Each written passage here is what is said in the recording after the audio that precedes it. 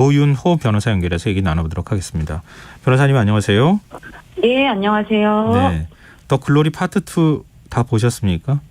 아직 마지막 15, 16화를 못 봤습니다. 네. 좀 보고 계시는 중이네요. 네네네. 더 글로리 주인공이 겪은 과거 학교 폭력이 지금 현실에서 일어났다고 가정을 하면요, 가해자는 어떤 처벌을 받을 수 있습니까? 이게 지금 고등학생들이 만약에 실제 이런 가해를 했다라고 네. 한다면 학교에서는 퇴학 징계까지 받을 수 있는 심각한 사안이고, 네. 또 형사 고소가 됐다라고 한다면 특수상해라든지 강제추행 등으로 단순히 소년재판에 그치지 않고 형사처벌을 받았을 정도의 사안입니다. 근데 지금 그 더 글로리를 보면요, 네. 막 이렇게 뭐라 그럴까요? 몸에 화상을 막 입히는 일이 발생하잖아요. 네. 그런 게 나오는데, 예를 들면 이런 경우에는 학교 폭력도 다 똑같은 학교 폭력은 아니잖아요. 네. 몸에 상해를 입힐 경우에는 훨씬 더 형량이 올라가거나 학교 내에서 학폭위가 열린다 하더라도 징계 수위가 높아진다거나 이렇게 되는 겁니까? 네, 그렇습니다. 이거를 뭐 법적인 이제 용어로 하자면 예. 특수상해라고 해서 예. 위험한 물건을 사용해서 상해를 입혔다라는 건데, 사실 굉장히 이제 심각한 수준의 이제 학교폭력 사안이기 때문에 말씀드린 것처럼 단순히 뭐 출석 정지나 전학에 그치지 않고 정말 퇴학까지도 받을 수 있는 그런 사안이라고 볼 수가 있겠죠. 네. 이 더 글로리를 보면 주인공이 사적 복수를 하는 게 보이잖아요. 네. 물론 이제 증거를 안 남기는 방식으로 복수를 하더라고요. 근데 네. 그렇다 하더라도 사적 복수를 했다고 한다면 당연히 법적 처벌을 받게 되는 거죠. 네, 그 주인공 문동은도 이제 그런 대사가 있어요. 본인이 합법적으로만 하지는 않을 거다, 이렇게 이야기를 하는데, 예. 이제 거기서 그려지는 모습들을 보면 미행을 하는 거는 이제 스토킹 처벌법 위반이 될 수가 있고, 예. 또 가해자 중에 혜정이라는 가해자의 휴대폰을 이렇게 훔치는 모습도 나오는데, 이거는 절도죄에 해당이 됩니다. 그리고 휴대폰 비밀번호를 알아내서 휴대폰 속에 정보를 캐내는 것, 이거는 또 정보통신망법 위반이 되고, 협박해서 돈을 받는 거는 공갈죄, 그리고 마약을 이렇게 제공을 하는 부분도 뭐 마약법 위반이 되는 거죠. 너무 처벌이 많은데요. 드라마에서는 오히려 좀 네. 통쾌함 같은 게 느껴지는데 실제 현실에서는 뭐 맞지 않는다, 이런 얘기가 될 것 같은데요. 예를 들면 뭐 드라마를 기준으로 해서 또 여쭤볼 수밖에 없는데요. 가해자들끼리 서로 증오하고 서로 가해자들끼리 다 같은, 어찌 보면 한 편이라고 볼 수 있는데, 이런 사람들끼리 분열을 일으키게 만들고 서로 간에 뭐 예를 들면 살인까지 저지르는 이런 일이 있었잖아요. 네. 이런 경우가 만약에 현실에서 있다면 어떻게 되는 겁니까? 일종의 조정을 했다고도 볼 수 있을 것 같은데. 이제 어떻게 보면 이제 가해자들이 서로 이제 못 믿고 뭐 분열을 일으켜서 서로에게 가해를 일으키는 뭐 그런 상황으로 이제 그려졌는데, 네. 현실에서는 사실 이런 게 이제 실제 발생하기에는 어렵다고 봐야 되겠죠. 그런데 실제 이제 피해 학생 측에서 가해 학생 측에 사적인 복수를 하는 경우도 있습니다. 하지만 드라마와는 다르게 조금만 범법 행위를 하더라도 바로 뭐 형사 고소가 되거나 처벌이 되기 때문에 이런 부분에서는 드라마와 현실은 엄연히 다르다라는 걸 말씀드리겠습니다. 근데 피해자 측이 사적 복수를 하는 경우도 있다고 말씀하셨는데 어떤 형태로 복수를 합니까? 뭐 어머니께서 그 교실에 찾아와가지고 뭐 네가 가해자냐면서 학생들 앞에서 막 고래고래 소리를 지르고 따지는 경우도 있었고, 더 나아가서는 실제 이제 딸이 따돌림을 당했다고 조폭 지인들을 동원을 한 거예요, 아버지가. 그래서 문신한 조직원들이 학교에 찾아가서 가해자들을 불러내가지고 무릎 꿇리고 사과시킨 그런 사안이 있었습니다. 근데 이거는 협박죄와 공무집행 방해죄가 적용이 돼서 아버지가 실제 징역 1년의 실형을 선고받고 교도소 생활을 해야 했던 그런 사안도 있었습니다. 근데 자신의 자녀가 학폭의 피해자다라고 하면은 사실 학부모 입장에서 굉장히 화가 날 수 있잖아요. 학교 찾아가서 뭐 교실에서 누구냐 그러면서 뭐 예를 들면은 굉장히 격한 분노를 표시하거나 아니면은 일부 욕설을 한다거나 뭐 이런 경우도 사실 법적으로 일종의 가해로 볼 수 있습니까?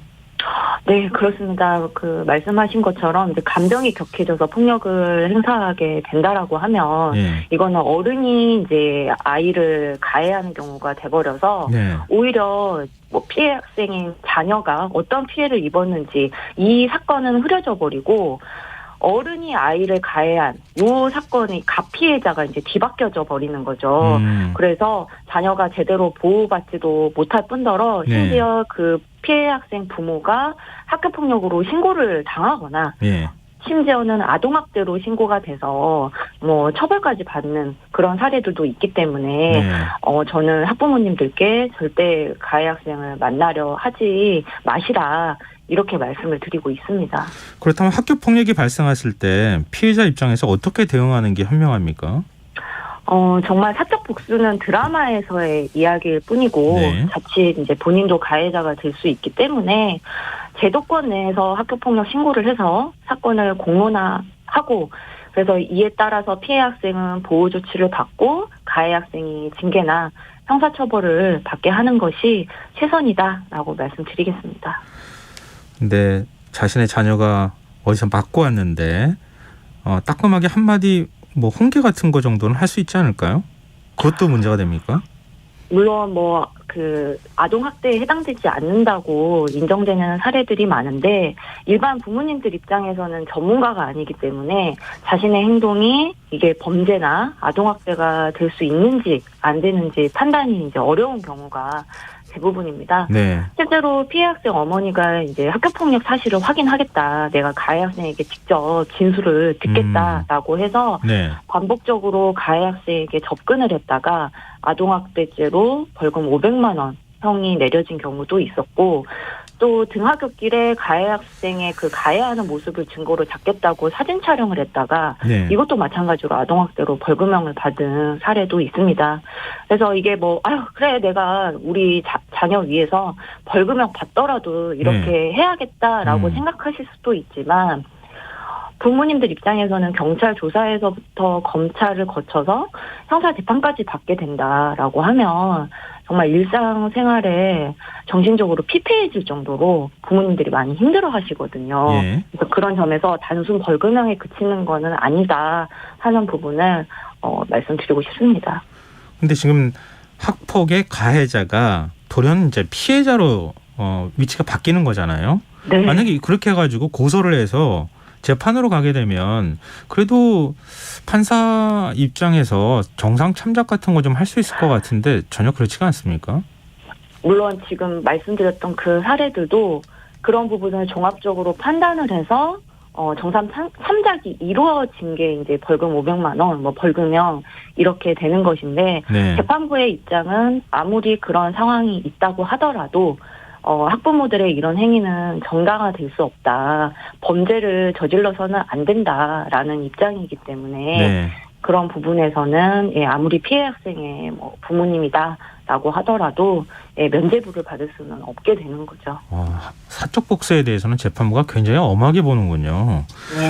근데 그 빨리 신고를 하고 학교 내에서 문제 해결을 하기 위해서는 이른바 학폭위를 열어서 거기서 징계가 내려지도록 하는 거잖아요. 뭐 법은 그 다음에 이제 되는 걸 텐데 학폭에 대한 불신이 좀 있어요. 이른바 학부모 입장에서 보면은 힘 있는 뭐 집 자녀 같은 경우는 좀 봐주는 거 아니냐, 뭐 이런 게 있는 것 같은데 실제 현실에서는 어떻습니까? 이제 드라마에서는 뭐 교사로 인해서 이제 학교 폭력이 축소 은폐되는 것으로 이제 그려졌습니다. 하지만 지금은 축소 은폐한 교사에게 징계를 내리도록 법에서 명시하고 있고 또 워낙에 요즘에는 학교폭력 신고 방법이 다양하게 이제 마련이 되어 있습니다. 그래서 드라마처럼 뭐 축소 은폐는 현실적으로 어렵다라는 부분을 먼저 말씀을 드리고 이제 부모님들의 불신은 첫 번째는 절차에 대해서 이제 모르시다 보니까 부모님들이 학교에 대한 이제 불신이 생기는 경우가 있어서 학부모님들에게 학교폭력 절차는 이렇게 진행이 된다라는 사전 안내가 구체적으로 좀 이루어져야 된다라는 생각이고요. 물론 제도상 미흡한 부분이 있습니다. 하지만 그런 미흡한 부분에 대해서는 앞으로 좀 개선해 나가야 되지 않을까 싶습니다. 근데 그 정순신 변호사 자녀 사례 같은 걸 보면 학폭위가 개최가 돼서 일종의 전학 조치나 이런 것들이 내려졌는데 그게 네. 생기부에 기록도 안 되고 그리고 뭐 검사라서 힘이 셌는지는 모르겠지만 재판으로 계속 끌고 가면서 기록도 남지 못하게 하는 전학도 안 가는 뭐 이런 일들이 벌어지잖아요. 나중에서야 뭐 법원에 대법원까지 판결이 있고 난 다음에야 이제 전학이 이루어지는데 이 부분에 대해서 어떻게 보세요? 이제 저는 이번에 그 먼저 드라마를 말씀을 드리면 네. 드라마에서도 그런 내용이 그려집니다. 그 가해자인 박연진의 어머니가 네. 어떻게 해서든 자녀의 그 잘못을 감추려고 급급해하는 그런 모습이 그려졌고 네. 결국에는 그런 것들이 나중에 더 큰 가해자 더 큰 범죄자로 발전되는 그런 모습이 그려졌다라는 점에서 예. 정순신 변호사 사건 같은 경우에도 판결문 내용을 보면 이거는 정말 명백한 언어폭력이자 학교폭력에 해당이 되고 예. 가피해자의 분리가 필요하다라고 판단을 해서 전학 처분이 내려진 건데 이거에 대해서 이제 그 부모님이었던 정순신 변호사가 빨리 이런 부분에 대한 잘못을 인정하고 전학 처분을 이행을 했더라면 어땠을까라는 그런 아쉬움이 많이 남고 그런 점에서 가해 학생 부모님들이 정말 본인의 자녀를 위한 방법은 무엇인가 하는 점을 좀 생각할 수 있는 그런 기회를 줬다라고 생각을 합니다. 네. 이 드라마 보고 과거에 당했던 학교 폭력 또 교사로부터 폭력을 당하는 일 이런 것 때문에 고발을 하는 분들이 꽤 많아졌다고 하던데요. 네네. 과거 뭐 예를 들면 십수년 전에 있었던 학폭을 뒤늦게 고발할 수도 있습니까? 공소시효가 지나지 않았다라고 하면 고소가 가능합니다. 그런데 이제 대개 학교폭력에 적용되는 형사처벌 규정이 공소시효가 5년에서 길게는 10년에 이제 머무는 경우가 대부분이라서 예. 학교폭력 사건 같은 경우에는 공소시효가 지난 경우가 많습니다. 다만 교사의 폭력 같은 경우에는 그 아동학대 처벌에 관한 특례법이 적용이 돼서 네. 아동학대로 이제 해당이 되기 때문에 네. 아동이 그러니까 미성년자가 성인이 된 그 시점부터 공소시효가 진행이 되거든요. 그래서 아무래도 그 일반 학교폭력보다는 교사폭력이 공소시효 부분에서는 좀 더 고소의 기회가 마련이 됐다라는 부분을 말씀드릴 수 있습니다. 그럼 공소시효가 몇 년입니까? 아동학대 같은 경우에는 7년입니다. 아, 7년. 네, 그래서 뭐 성인이 됐다라고 하면 성인이 돼서 7년까지는 네, 아직 그 시간적으로 여유가 있는 거죠. 나중에 나이 들고 고소를 하는 경우에는 이게 좀 쉽지가 않겠는데요, 법적으로. 아무래도 시간이 많이 지나서 증거 확보하기가 어렵고요. 네. 끝으로요, 학교 폭력 문제가 근절되려면 어떤 노력들이 필요하다고 보시는지요?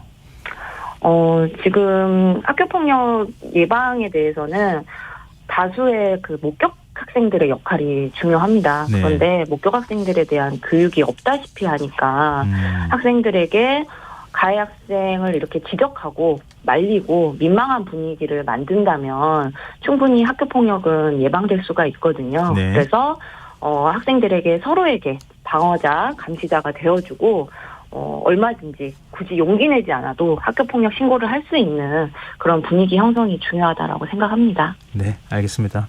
오늘 말씀 여기까지 듣겠습니다. 고맙습니다. 네, 감사합니다. 지금까지 노윤호 변호사였습니다.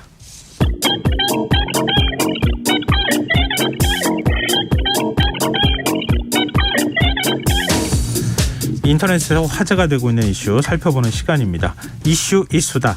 빅데이터를 읽어주는 남자 김덕진 미래사회 IT연구소 소장 나와 계십니다. 안녕하세요. 네, 안녕하세요. 반갑습니다. 김덕진입니다. 자, 한 주간의 이슈 어떻게 뽑으셨습니까? 네, 일단은 1위 분야는요. 스포츠 분야고요. 야구 주제인데 바로 WBC 관련 키워드입니다. WBC B조 조별리그가 이제 막이 내렸는데요. 13일에 네. 중국과 경기를 펼친 대한민국 야구 대표팀이 중국을 크게 이겼으나 결국 1라운드 통과 못했죠. 야구 팬들은 이 결과에 대해서 창피하다 뭐 이런 반응도 내놓고 있었는데 이게 왜 그런가 했더니 이제 B조 편성과 경기 스케줄에 대한 이야기가 SNS에 좀 많은 것 같아요. 왜냐하면은 뭐 떨어질 수도 있고 그럴 수도 있지만 어쨌든 지금 8강 대진에 그러니까 8강에 충분히 들어갈 수 있는 이제 과거 조 배정이었다라는 거죠. 조별리그에서. 네. 총 4개 조 이제 20팀이 참여했는데 4개 조에서 우리가 속해 있던 B조가 일본, 대한민국, 호주, 중국, 체코였는데 메이저리그 소속 선수가 일본 4명, 한국 2명, 호주 1명뿐이 되지 않았고 나머지 팀은 메이저